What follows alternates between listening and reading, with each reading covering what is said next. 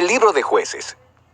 Recuerda que después de que Josué guió a las tribus de Israel hacia el interior de la tierra prometida, él les llamó a ser fieles al pacto con su Dios, obedeciendo los mandamientos de la Torá.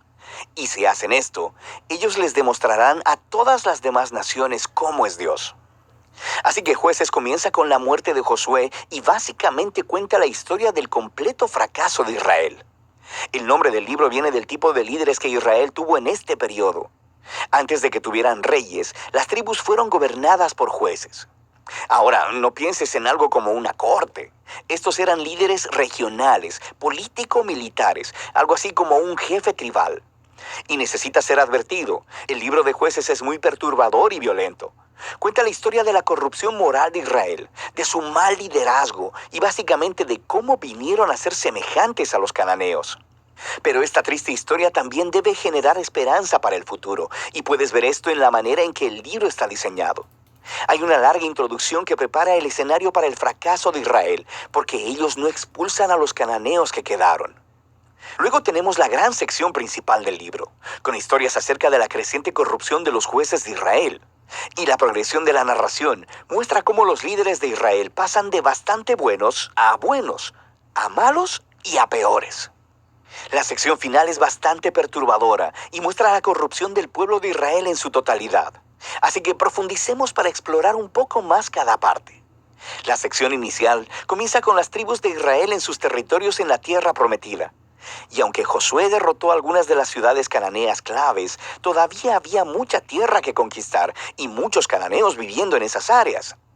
Así que el capítulo 1 incluye una larga lista de grupos cananeos y ciudades que Israel no expulsó de la tierra. Ahora, recuerda, el objetivo de expulsar a los cananeos era evitar que Israel adoptara la corrupción moral y la manera de adorar a sus dioses mediante el sacrificio de niños.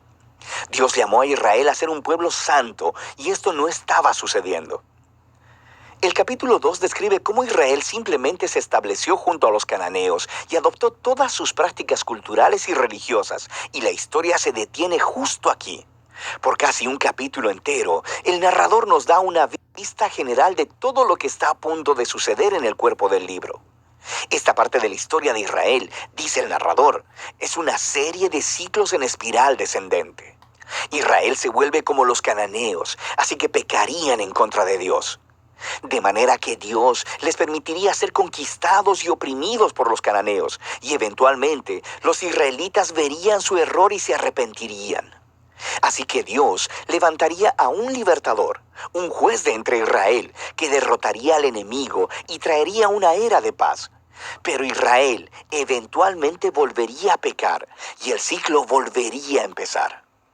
Este ciclo provee el diseño literario y el flujo de la siguiente sección principal del libro. Se repite para cada uno de los 6 jueces principales cuyas historias se relatan aquí. Ahora, las historias de los primeros 3 jueces, Otoniel, Ahod y Débora, son aventuras épicas, pero también son historias extremadamente sangrientas. Los jueces mismos o las personas que ayudaban al juez derrotaban a sus enemigos y libraban al pueblo de Israel. Las historias de los siguientes 3 jueces son más largas y se enfocan en las fallas del carácter de los jueces, quienes se vuelven peor cada vez.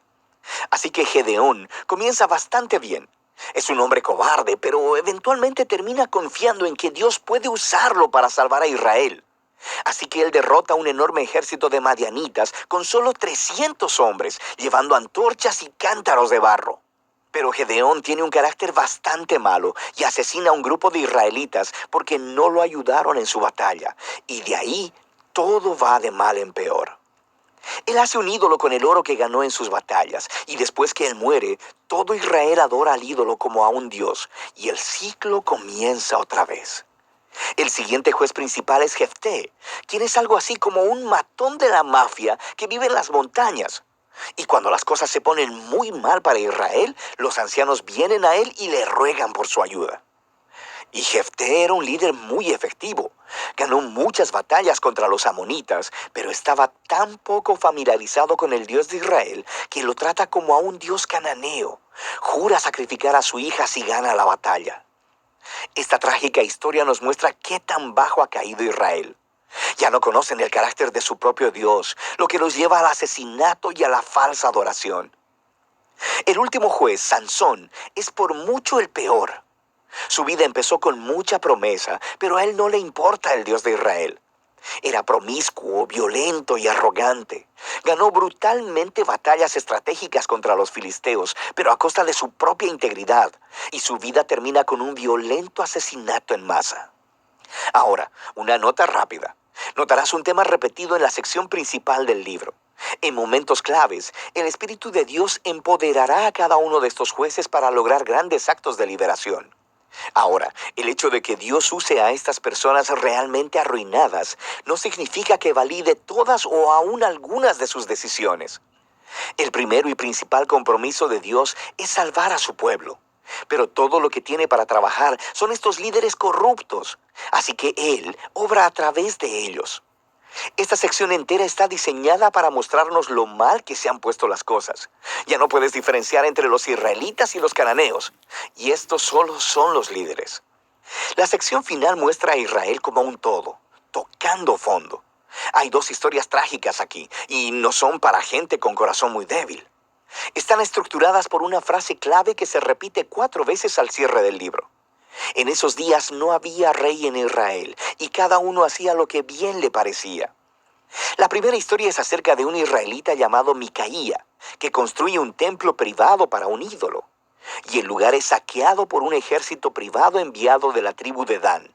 Así que ellos llegan y se roban todo, y luego van y queman la pacífica ciudad de Lais y asesinan a todos sus habitantes. Es una historia horrible. Cuando Israel olvida a su Dios, los más fuertes se salen con la suya. La última historia del libro es aún peor. Es una impactante historia de abuso sexual y violencia que conduce a la primera guerra civil de Israel. Es una historia muy perturbadora y ese es el punto. Se supone que estas historias sirvan como advertencia. El descenso de Israel a la autodestrucción es el resultado de apartarse del Dios que los ama y quien los salvó de la esclavitud en Egipto. Israel necesita ser librado de nuevo, ahora de ellos mismos. El único rayo de esperanza se encuentra en esta frase repetida en la última parte del libro. De hecho, forma la última oración de la historia.